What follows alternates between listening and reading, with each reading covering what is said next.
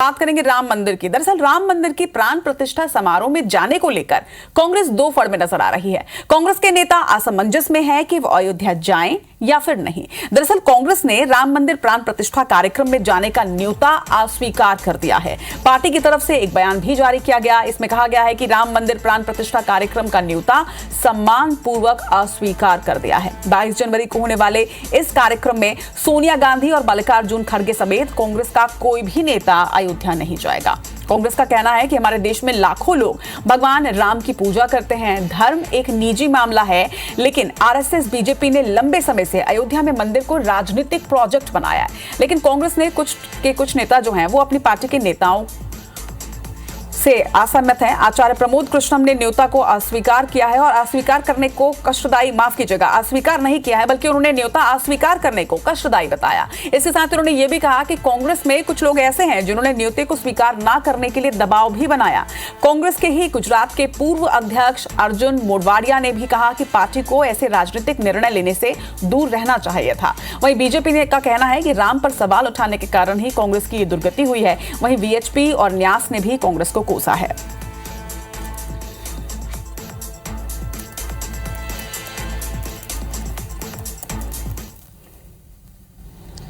राम मंदिर को भाजपा का समझ लेना दुर्भाग्यपूर्ण है। राम मंदिर को बीजेपी का मानना दुर्भाग्यपूर्ण है। राम मंदिर को आरएसएस, विश्व हिंदू परिषद, बजरंग दल का मान लेना ये दुर्भाग्यपूर्ण है। मुझे पूरा भरोसा है कि कांग्रेस हिंदू विरोधी पार्टी नहीं है, कांग्रेस राम विरोधी नहीं है।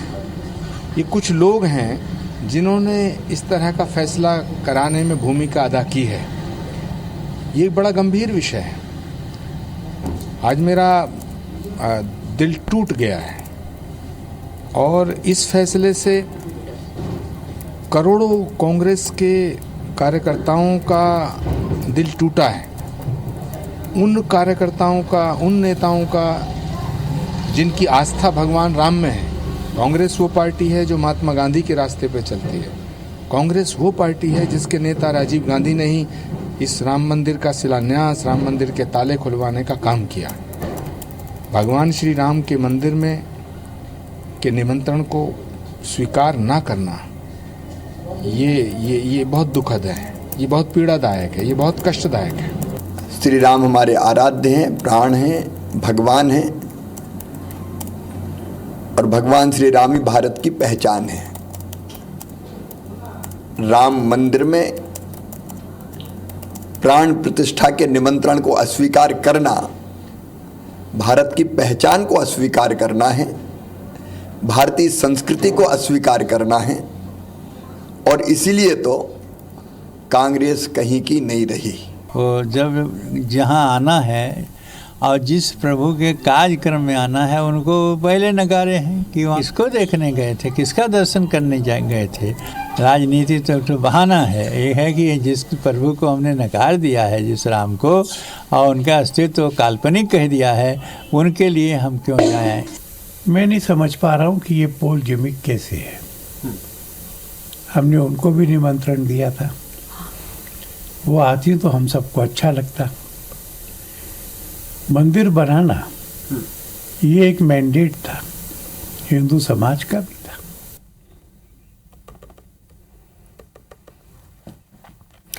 तो राम पर किस तरह से संग्राम अब शुरू हो चुका है, या आप देख रहे हैं लगातार दोनों ही पार्टी एक दूसरे के ऊपर अलग अलग आरोप लगा रही हैं। आरोप प्रत्यारोप का दौर भी शुरू हो चुका है। लेकिन बड़ी बात यह है कि क्या राम पर सियासत जरूरी है। हालांकि भारतवर्ष में राम पर सियासत शुरू से ही होती आई है, और लेकिन अब जिस तरह से प्राण प्रतिष्ठा के पहले यह सियासत देखी जा रही है, इसमें दोनों ही पार्टियों का क्या कुछ कहना है, आइए जरा वो भी सुनते हैं, चर्चा करते हैं। बीजेपी नेता ब्रजगोपाल लोया जी हमारे साथ है, वहीं कांग्रेस नेता अवनीश बुंदेला जी भी हमारे साथ जुड़ गए हैं। आप दोनों का ही स्वागत है IBC 24 में। अवनीश बुंदेला जी, पहले मैं आपसे सवाल करना चाहूंगी कि हो सकता है कि कोई कांग्रेस पार्टी में हो लेकिन उनकी आस्था भगवान राम में हो, तो क्या आस्था धर्म से ऊपर राजनीति है, पार्टियां हैं? देखिए, पहले बात तो स्पष्ट कर दें कि हमारा हिंदू धर्म जो है उसको पिछले करीब 2500 साल का इतिहास है हमारे धर्म गुरुओं का, शंकराचार्य का, जो उनको चला रहे हैं, जो दिशा निर्देश जो देते हैं हम उनका पालन करते हैं। और आज आश्चर्य इस बात का है कि भाजपा के लोग और उनकी टोल आर्मी आज धर्म गुरुओं पर सवाल खड़े कर रही है। अगर अभी मुक्तेश्वर जी ने कहा है कि हम चारों मठाधीश नहीं जा रहे, हम चारों शंकराचार्य नहीं जा रहे हैं, क्योंकि वहां पर जो है शास्त्रों का पालन नहीं किया जा रहा है। जो मंदिर अभी निर्माणाधीन है, जिसकी सुराही शिखर भी नहीं बना है, आप उसका भूमि पूजन कर रहे हैं। और राजनीतिकरण की जहां तक बात है, आप समझें, सिंह द्वार से भाषण कौन देगा? नरेंद्र मोदी जी देंगे। अच्छा होता कि वहां के मठाधीश देते, शंकराचार्य देते, कुछ संदेश देते हिंदू समाज को। वहां पे पोस्टर्स किसके लगे हैं? मोदी जी के लगे हैं।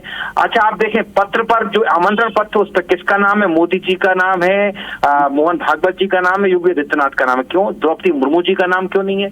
और द्रौपदी मुर्मू जी क्यों नहीं उसका उद्घाटन कर सकती अगर किसी नेता को या किसी आम व्यक्ति को करना है धर्मगुरुओं के अलावा? तो ये बात होती, देखिए हम तो साफ कहते हैं राम सबकी आस्था का विषय है और इस पर राजनीति नहीं होना चाहिए, लेकिन भारतीय जनता पार्टी इस पर जब शुरुआत से वो राजनीति करती आ रही, जिससे आज वो अपनी राजनीतिक रोटियां सेक रही है।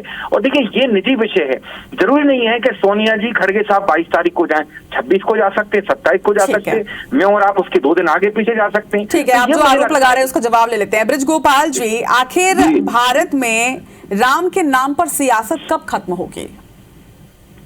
जब कांग्रेस ये स्वीकार कर लेगी कि ये देश राम का है, जब कांग्रेस ये स्वीकार कर लेगी कि राम का एक मंदिर जन्म स्थान का अयोध्या में उसी स्थान पर होना चाहिए जहां राम का जन्म हुआ था। अभी अवनीश बुंदेला जी को मैं सुन रहा था, बुंदेला जी बड़ी अच्छी अच्छी बातें कर रहे थे कि हम तो 2500 वर्षों से शंकराचार्य परंपरा के पीछे खड़े हुए हैं। आदरणीय अवनीश बुंदेला जी, आपको जानकारी के लिए याद दिला दूं कि 1988 में और उसके बाद 1993 में संपूर्ण देश की धर्म संसद आयोजित की गई थी और उस धर्म संसद में चारों पीठ के शंकराचार्य मौजूद थे, जिन्होंने ये कहा था कि हिंदू समाज का परम लक्ष्य वहां राम मंदिर का निर्माण करना है। आप तो तब भी उनके साथ नहीं थे, चारों शंकराचार्य के साथ नहीं थे, और आप कभी नहीं थे। किस काल में थे आप? उस काल की चर्चा कर लें जब भारतीय जनता पार्टी भी नहीं थी। अब की बात बताता हूं कि 1954 में जब वहां पर सोमनाथ के मंदिर का निर्माण हुआ था, ऑन रिकॉर्ड मौजूद है, जवाहरलाल नेहरू ने ऑल इंडिया रेडियो को एक पत्र लिखा और उसमें ये लिखा कि इसकी खबरें आप ऑल इंडिया रेडियो पर न चलाएं। और उनके राष्ट्रपति आज द्रौपदी मुर्मू जी की चर्चा कर रहे हैं, जब राजेंद्र प्रसाद जी जाना चाहते थे तो जवाहरलाल नेहरू जी ने उनसे कहा कि आपको वहां जाना उचित नहीं है, राजेंद्र प्रसाद जी को रोकने वाले लोग। फिर इसके बाद नहीं तो 1 मिनट में आपको पूरी बातें कर दूंगा। नहीं, लेकिन बृजगोपाल जी ये तो बहुत पीछे चले गए ना। आप अगर हम अभी की बात करें तो अभी जो वो आरोप लगा रही है, जो कांग्रेस का अभी कहना है, उस पर आप क्या जवाब? तो आप ये कहेंगे 1 मिनट, फिर तो आप ये कहेंगे कि राम त्रेता में पैदा हुए थे, अभी उनकी आवश्यकता है। ये बहुत राजनीतिक प्रश्न है और इसमें मैं आप पर भी आरोप लगाता हूं कि आप भी इसमें शामिल है। क्यों अभी की बात होना चाहिए? जब राम सनातन है, जब ये सृष्टि का प्रारंभ हुआ था तब राम थे, तो आप बात कहेंगे कि आज की करिए। ये बड़ा दुर्भाग्यपूर्ण है। राम का जन्म तो बहुत प्राचीन समय की बात है। तो फिर बृजगोपाल जी, फिर ये कांग्रेस का निजी मसला है, फिर ये कांग्रेस का निजी मसला हो जाता है ना कि वो जाना चाहते हैं नहीं जाना चाहते, फिर वो निमंत्रण स्वीकार कर रहे हैं, तो इसमें बीजेपी को भी कोई परेशानी नहीं होनी चाहिए। हमने कब कहा कि कांग्रेस को ये अधिकार नहीं है? कांग्रेस को ये अधिकार है, कांग्रेस को अधिकार था राम भक्तों पे गोली चलवाने, कांग्रेस को अधिकार था कि वहां ये घोषणा करे पीवी नरसिम्हा राव 6 दिसंबर 1992 को कि हम बाबरी मस्जिद का निर्माण करवाएंगे। कांग्रेस को ये अधिकार था कि वो सुप्रीम कोर्ट में एफिडेविट दें कि राम तो काल्पनिक थे, और कांग्रेस को आज ये अधिकार है कि कांग्रेस कहे कि हम राम मंदिर के उद्घाटन समारोह में नहीं जा रहे। ये कांग्रेस का अधिकार है। परंतु जो कह रहे हैं कि व्यक्तिगत आस्था का विषय है धर्म, व्यक्तिगत आस्था का विषय है पूजा पाठ, तो याद रखिए श्रीमान, व्यक्तिगत निर्णय का विषय है इस देश का मतदान। ये देश की जनता, ये लोकतंत्र है, ये राजतंत्र नहीं है, किसी नेहरू गांधी खानदान की जागीर नहीं है। इस देश का लोकतंत्र आपको जवाब देगा। ठीक है बृजगोपाल जी, मैं अवनीश जी से जवाब ले लेती हूँ। अवनीश जी, देखिए नेहरू गांधी परिवार की जागीर देश कभी नहीं रहा, और जब वो सत्ता में रहे तो देश बना है। आप देख लें कि इसमें इंडस्ट्रियलाइजेशन देख लें, बैंकिंग देख लें, जिनको ये बेच रहे हैं, जिनको संस्था इनने बनाया गया तो बेच रहे हैं, और राम के नाम पर चंदा खा। अच्छा, अभी जो धर्मगुरु की शंकराचार्य की बात आ रही है, 1952 में उन्होंने कहा कि सबकी आस्था का विषय बिल्कुल, और आज माननीय सर्वोच्च न्यायालय के निर्णय पर मंदिर बन रहा है, हम खुश हैं। लेकिन आज भी क्या कह रहे हैं मिथिलानंद जी या अधिकतर मुक्तेश्वरनाथ जी क्या कह रहे हैं?